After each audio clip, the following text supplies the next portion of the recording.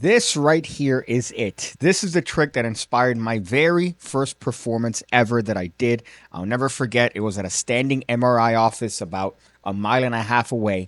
My mom embarrassed me and told me to show a magic trick to the very nice ladies that were working on the front desk. I made a whole YouTube video talking about my very first trick. However, here is the trick that inspired it, performed by David Blaine on his Magic Man special.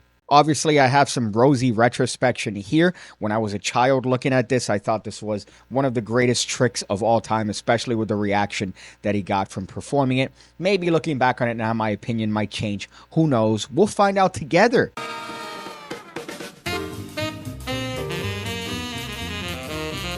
Come out of the car, I'll show you something. Come out the car, though. Come here, I'll show you something. This is how you speed run getting shot in New Orleans. What y'all feeling for? Take this marker. You have the two aces, show them the two aces. All right, look, watch. Which card do you want? Touch one, touch one. Touch anyone. All right, write your name right on the face of it. I'll hold it like this. You could just write your name. Yeah, right here.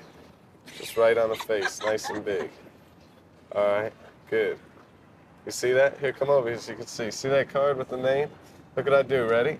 I leave it protruding so I can follow it. You shuffle the deck. I do recall when I was younger, I didn't use his exact same handling because I had no idea what the convincing control was back then. I didn't know you could actually leave that card sticking out of the deck during a spread call and have them push it in and still get that card control to the bottom of the deck. However, here he implements the use of a palm, which I think is fairly ballsy to do, especially on camera and with the camera being in that position. But we can see that, of course, the camera zooms into the participant, so it covers that particular movement. And the large emotion of him reaching over and handing the pack to the participant sitting down on the stoop covers the palm, even though I do think that it was a slightly exaggerated action. Also, I do find it kind of weird that David Blaine kind of blackens his accent a little bit because he's in New Orleans, so you see he has kind of a tone of a brother. I believe when I performed my variation on those unsuspecting victims at that standing MRI office that I used just a double undercut and the world's biggest break.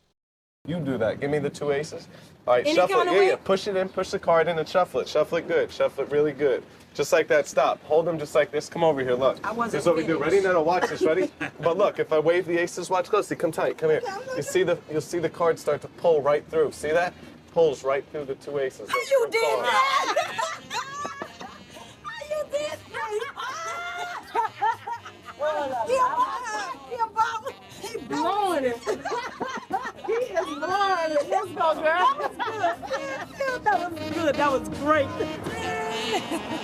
And there we get the effect and the revelation, and of course they react accordingly. It is a very strong looking effect where that card just seemingly appears between the aces, although I do think that his behavior is slightly erratic when it comes to this performance. But then again, he is David Blaine, and who am I? I'm PigCake, the owner of the PigCake Magic Academy, the home of over 1,500 videos going over card stuff, coin stuff, everything you need to become the best magician you could possibly be, all for the low price of $5 a month, and you get access to over 1,500 videos and counting because I'm always uploading new content, so might as well check it out. Nevertheless, however, we have what is a basic routine where that card appears between the aces, and the aces are shaken in front of the deck, so you do get that illusion that it makes it seem like somehow that card has penetrated the deck and is making its way through the aces. And as a tinier middle schooler, you could see how the reactions of this effect would make me think that if I replicate this trick, that I'm going to get the same reactions, even though technically I didn't. A good lesson to be learned here, however, is look at how strong the misdirection is when he hands the participant the pack.